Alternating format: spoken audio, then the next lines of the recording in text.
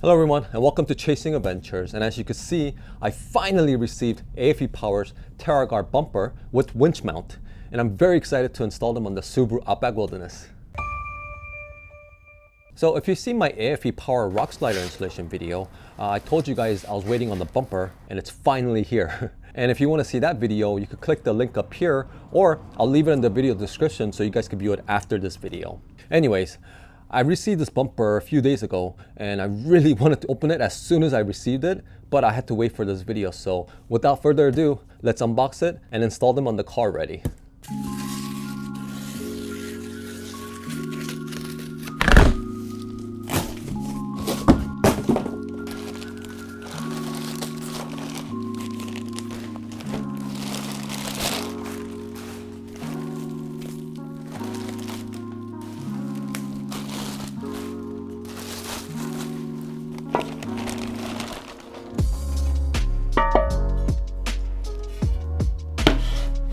Alright, so here it is.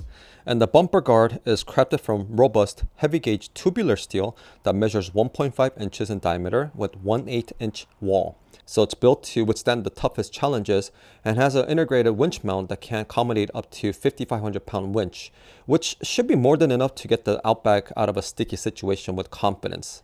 And it features 2 recovery shackle mounts for quick and secure recoveries, and has 4 light taps that can hold up to 6-inch diameter lights. But I'm going to try to mount the 7-inch aux beam that I already have and see if it'll fit. And came with very thick skid plate that's made out of 5052 aluminum, and the bars are finished in black powder coating to ensure long-lasting durability and adds rugged look to the car.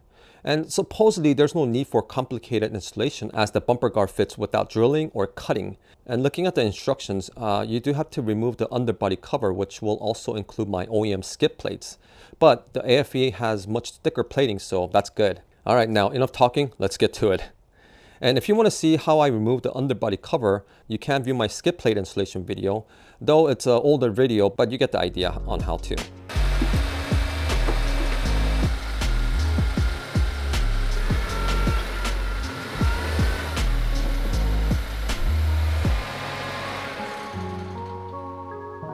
Alright, and first thing we're going to need to do is take off this underbody cover. And this is pretty easy to do. There are a few push pin tabs along the sides and a couple of screws. I do have an OEM skid plate, so it might be a little bit different, but I believe there was a bolt where these were placed. So it's really easy to do. But there is one, but I don't know if you can see this, but there's one way up here. You need to remove that too, and this will just pop right out. So let's go ahead and do that first.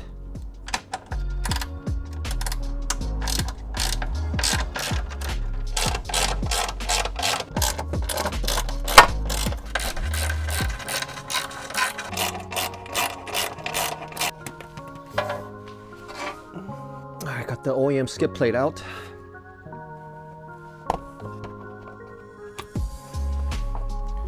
Next, we just have to get these push tabs.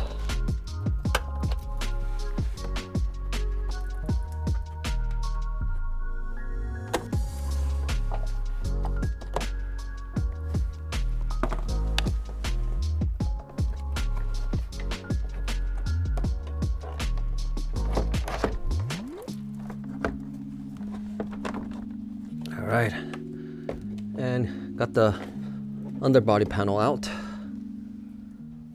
So after the underbody panel is removed, we have to remove this bolt here, or this nut and this bolt. And this is a 14 mil and this is a 17 mil. And after that's removed, we're gonna have to sandwich the bar mounting part in between this, and I'll show you that later. Oh, and one more thing. Before we put the actual bar, we have to remove these bolts. There's total of 3, so the bumper bar will slide into this. And after these bolts are removed, you have to take out this bolt, and then this plastic piece should be free to move and away from the frame in order to fit the bars. So let's do that.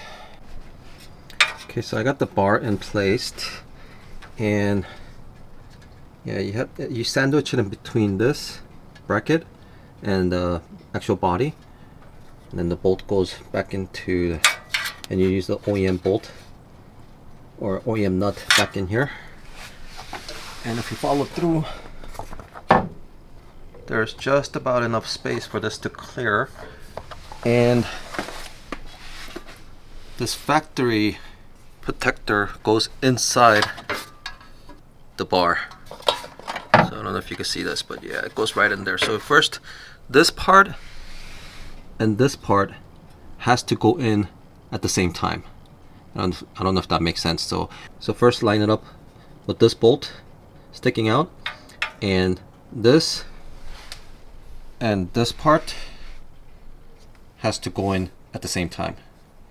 And then while that's going in, you have to pull this tab outward so it clears it. But other than that, it's all in, and all I have to do is put 2 screws back in here, and then we'll put the bumper in here, or actual guard in here. Alright, so I got the bars installed, and they're not fully tightened yet, so don't tighten them all the way. And before I tighten these bolts into the body, I don't know if this was necessary, but I did put the original screw that was holding the plastic piece right here and there. So okay, quick update. I got the bars installed, and per the instruction, we're using M8 bolt with washer and spacer on both of these holes. However, this bolt here, or this hole, holds the factory engine cover, and when you use the M8 bolt as it's suggested, this doesn't hold a plate, and as you can see, it moves because the hole for the plate is bigger than the washer. So what I'm going to do is use the OEM bolt that came off of this, and this should be enough to hold the bar and the plates. So we got that side in. And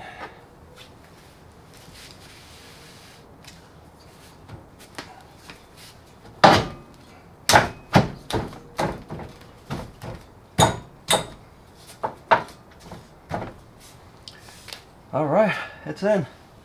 Yay! All right, and the bumper guard is on, but there's a tiny little gap here. I mean, it was even worse than this before, so I had to really yank it and push it in. But I mean, it's better than what it was before. But if you have a slight OCD like me, this might bother you, but otherwise the bolt line fits up. And if we look at the other side, this side is a flush fit. I like that. So now all we have to do is tighten all the bolts. So we got 1, 2, 3, 4, and then the bolts back there, the OEM bolts, and that's it. And then we have to use their provided bolt and a nut, so total 4, to attach the bumper guard to the bumper railing. And then after that, we'll put the skid plate on, and that should be it. One thing I wanted to tell you guys was that the driver's side of railing fit very well, and all the holes for the bolt lined up. However, the passenger side, these 2 bolts will not line up no matter what. So, and they were somewhat, and then the bolts back there were somewhat loose. So what I had to do, what I end up doing was I took out this bolt and completely removed this bolt and pulled this out slightly, so it's still hanging on to this bolt. And then I was able to line up these holes for the bolt and put them on loosely. And then I went back, and then I was able to put this bolt, and by putting this bolt and tightening it, it would allow everything to kind of just move back, and this bolt was able to fit it with a little bit of force. So if you ever run into that issue where the bolts here don't line up with the holes, try that method. Alright, so that wasn't too bad considering this is their first batch, and I like that it came with the skid plate. Although I wish they were a little larger to protect the engine and rest of the components under there. And the passenger side not fitting properly, like I mentioned earlier, could be addressed, but still, it worked out. And I started this project around 1 p.m. and it's now 5 p.m. So give yourself about 4 hours to install it if you're tackling it by yourself. So what do you guys think? I would love to hear your feedback. But personally, I love the new rugged look with these bumper guard. And it goes very well with the aFe rock sliders too. And the reason why I went with aFe compared to other bumper guards out there is because drilling or cutting is not required to install these. So if I need to put the car back to stock for some reason, it's easily done by just unbolting them. And at the same time, I wanted something that will protect the bumper when adventuring out to the wilderness, as well as having an option to put a winch. So if I'm traveling alone and I get stuck, most likely I could get myself out, which it gives me peace of mind to adventure out to more challenging trails or help others who are in need, and also be able to put some LED lights. And this has 4 mounting tabs, so that'll be plenty of lights for most people. And speaking of LED lights, let's see if the 7-inch aux beam will fit on the bumper guard. So the bolt that came with the aux beam is a little larger and it won't fit into the holes that were pre-drilled here. So if I wanted to put the aux beam, I might have to make the hole bigger or just get a different bolt and a nut. But to give you an idea,